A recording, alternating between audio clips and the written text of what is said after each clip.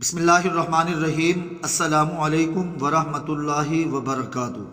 امام احمد بن حنبل رحمۃ اللہ علیہ ایک دفعہ امام شافعی رحمۃ اللہ علیہ کے گھر پہنچے۔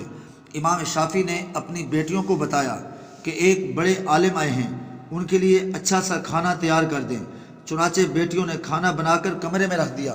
رات کو تہجد کے لیے مصلی بھی رکھ دیا اور وضو کے لیے لوٹا بھی۔ امام احمد بن حنبل رحمۃ اللہ علیہ نے کھانا کھایا اور کچھ دیر بات چیت کرنے کے بعد لیٹ گئے۔ الصبح نماز فجر کے لیے مسجد میں تشریف لے گئے۔ بچیاں کمرے میں صفائی کرنے کے لیے آئیں تو دیکھا کہ برتن میں جو 2-3 آدمیوں کا کھانا رکھا تھا وہ سارا ختم۔ مصلی جیسے رکھا تھا ویسے ہی پڑا تھا، پانی جیسے بھرا تھا جوں کا توں موجود تھا۔ یہ دیکھ کر بڑی حیران ہوئیں اور ساتھ ہی ذہن میں کچھ بدگمانی سی بھی پیدا ہو گئی کہ ان کی تعریفیں تو بہت سنی تھیں مگر معاملہ تو ایسا نہیں۔ تہجد بھی نہیں پڑھی اور صبح بھی بے وضو ہی چلے گئے۔ جب امام شافعی رحمۃ اللہ علیہ گھر آئے تو بیٹیوں نے ساری بات کہہ سنائی۔ اس دور کی کیا بات تھی، وہ سچے اور کھرے لوگ تھے۔ امام شافعی رحمۃ اللہ علیہ نے امام احمد بن حنبل رحمۃ اللہ تعالی علیہ کو بچیوں کی بات سے آگاہ کر دیا۔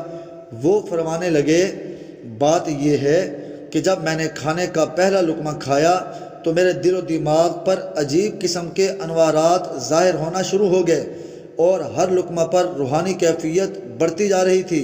میں نے سوچا کہ یہ اس پاکیزہ رزق کا اثر ہے، معلوم نہیں زندگی میں ایسا حلال اور پاک رزق پھر مجھے نصیب ہوگا یا نہیں۔ اس لیے میں نے خوب پیٹ بھر کر کھایا۔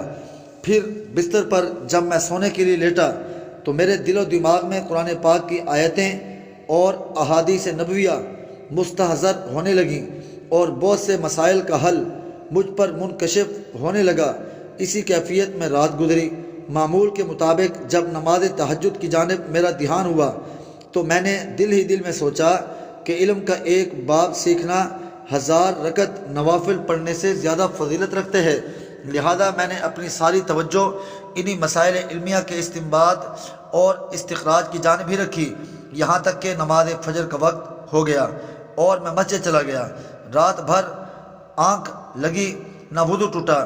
یہی وجہ تھی کہ وہ وضو کے لیے آپ کا رکھا ہوا پانی اور جائے نماز بھی وہیں اسی حالت میں رکھا رہا اور استعمال کی نوبت ہی نہ آئی، اور میرا گمان ہے کہ یہ آپ کے پاکیزہ رزق کی برکت کا اثر تھا۔